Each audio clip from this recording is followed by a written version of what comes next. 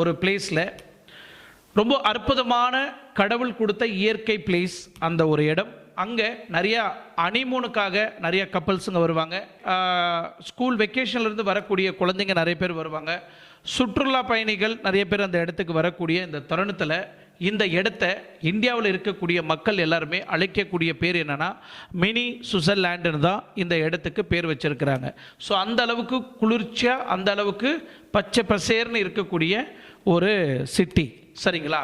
So இந்த இடத்துல article 370 பிரகாரம் ஒரு புது புரோட்டோகால் எடுத்துகிட்டு வந்தாங்க ஜம்மு அண்ட் காஷ்மீர் மகாராஜா அவர்கள்.